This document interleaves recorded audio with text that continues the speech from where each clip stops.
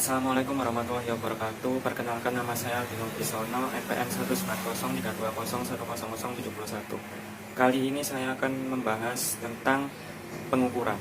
Definisi dari pengukuran sendiri adalah serangkaian kegiatan yang bertujuan untuk memperoleh nilai besaran dalam bentuk angka. Menurut Sri Dadi 2007, pengukuran adalah suatu proses yang dilakukan secara sistematis untuk memperoleh besaran kuantitatif dari suatu objek tertentu dengan menggunakan alat ukur yang baku. Jadi, mengukur adalah suatu proses yang mengaitkan angka secara empirik dan objektif pada sifat-sifat objek atau kejadian nyata, sehingga angka yang diperoleh tersebut dapat memberikan gambaran yang jelas mengenai objek atau kejadian yang diukur. Kemudian ada satuan-satuan dalam pengukuran. Di sini ada dua, yaitu satuan dasar SI atau satuan internasional. Yang kedua ada satuan turunan. Sebelum itu kita harus paham tentang satuan dasar sendiri. Satuan dasar adalah satuan pengukuran sebuah besaran dasar pada sebuah sistem besaran fisik. Definisi dari realisasi dari setiap satuan dasar dapat berubah dengan adanya penelitian kemetrologian yang dapat menemukan kemungkinan adanya definisi dan realisasi yang lebih akurat dari besaran fisik tersebut. Nah, ilmu pengetahuan dan teknik itu menggunakan dua jenis satuan, yaitu satuan dasar dan satuan turunan. Satuan-satuan dasar dalam mekanika terdiri dari panjang, massa, dan waktu, atau biasa disebut dengan satuan-satuan dasar utama.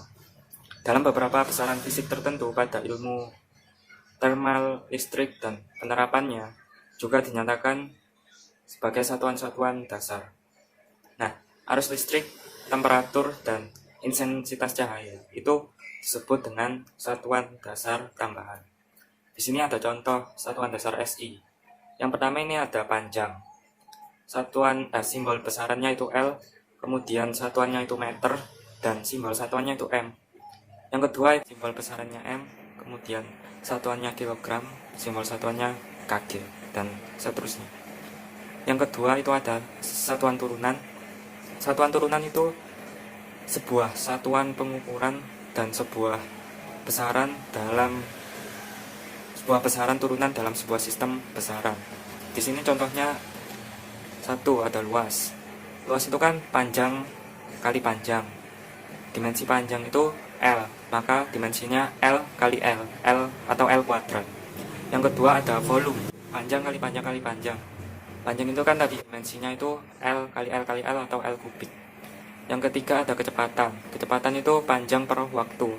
Panjang itu L, waktu itu T. Berarti dimensinya L per T atau L kali T pangkat min 1, dan seterusnya. Setelah ini pembahasan selanjutnya akan dilanjutkan oleh teman saya. Assalamualaikum warahmatullahi wabarakatuh. Nama saya Novia Dwi Susanti, NPM 190320138. Di sini saya akan menjelaskan tentang alat ukur.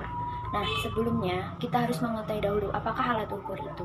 Alat ukur merupakan seperangkat alat yang digunakan untuk membantu pekerjaan dengan proses pengukuran, sehingga pengukurannya itu lebih akurat hasilnya.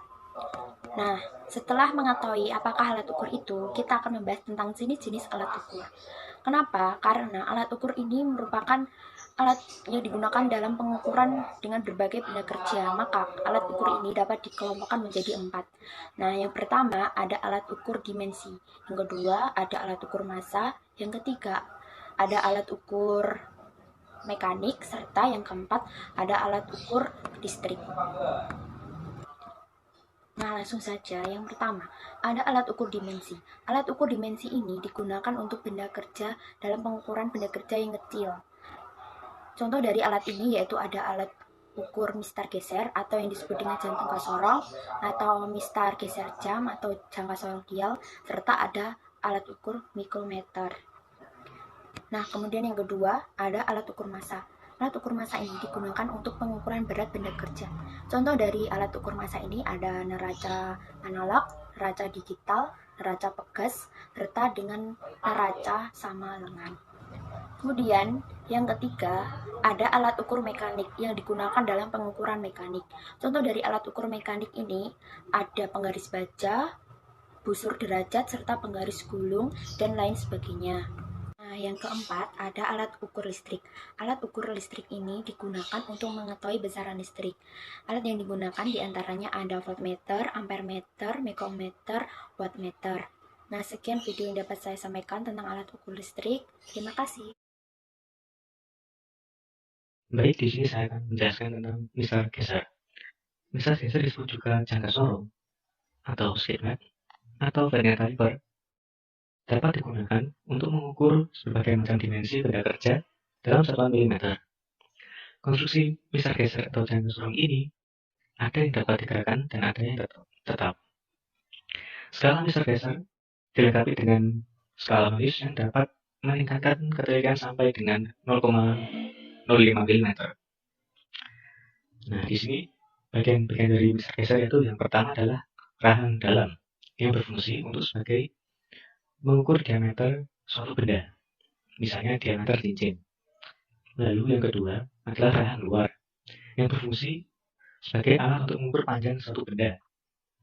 Yang ketiga adalah skru pengunci yang berfungsi untuk mengunci agar waktu pengukuran besar tidak akan bergeser. Lalu yang keempat adalah skala imperial, merupakan skala yang tidak baku yang dalam bentuk satuan inci. Yang kelima, skala metrik, merupakan skala baku yang digunakan secara internasional yang dalam bentuk milimeter atau sentimeter. Yang keenam, pengukur kedalaman. Pengukur kedalaman ini berfungsi untuk mengukur kedalaman suatu bidang. Yang ketujuh, skala utama.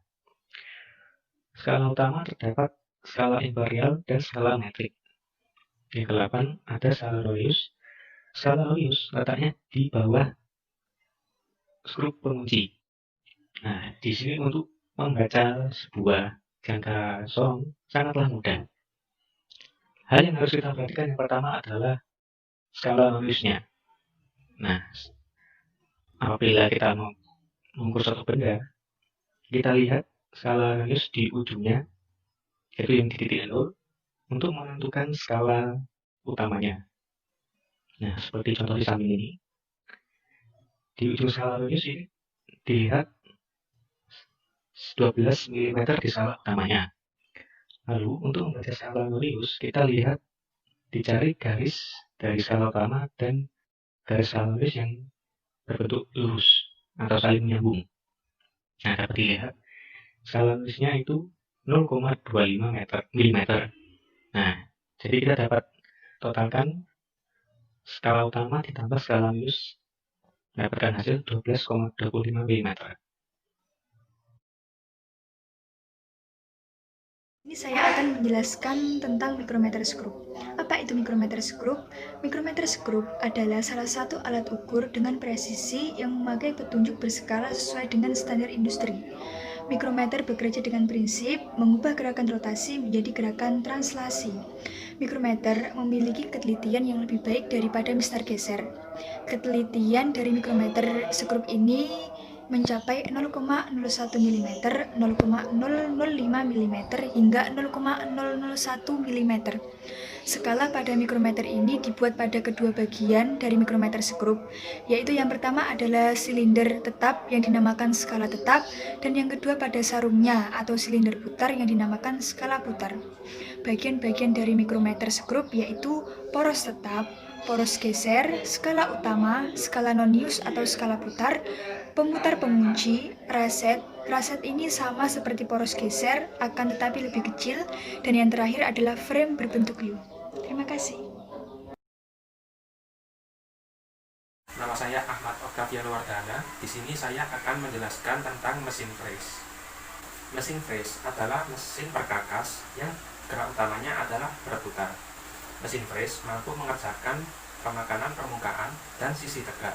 Pada mesin fres vertikal, sumbu utama spindlenya tegak lurus dengan meja mesin. Selanjutnya yaitu komponen-komponen pada mesin fres. Yang pertama yaitu column atau tiang, merupakan tempat spindle terpasang. Di dalamnya terdapat gigi sistem transmisi penggerak spindle. Yang kedua yaitu kni, yang di atasnya terdapat saddle. Kni terdapat pada peluncur yang ada pada column. Kni dapat digerakkan naik dan turun pada column. Ketiga yaitu saddle. Saddle terpasang pada peluncur yang ada pada kni, sehingga saddle dapat digeserkan pada kni untuk melakukan gerakan melintang dari meja. Yang keempat, meja, yaitu tempat di mana benda kerja dipasang dengan penjepit. Meja terpasang di atas peluncur dari saddle, sehingga dapat digeser-geser. Yang kelima, overarm, yang terletak pada kni dan dapat digerakkan maju dan mundur, sehingga dapat mengatur panjang lengan sesuai dengan benda kerja yang akan di-freeze. Yang keenam, arbor, adalah tempat perkakas freeze dipasang. Arbor terpasang pada spindle, sehingga ikut berputar bersama spindle. Dan yang ketujuh yaitu spindle utama, yang dipasang di dalam kni dan berfungsi sebagai pemutar perkakas freeze atau alat potong. Prinsip kerja pada mesin freeze, yaitu terdapat alat potong pada mesin freeze yang bergerak berputar, sedangkan benda kerjanya bergerak mendatar atau melintang secara perlahan. Jadi mesin freeze berdasarkan kolom dan lutut. Yang pertama mesin freeze tangan.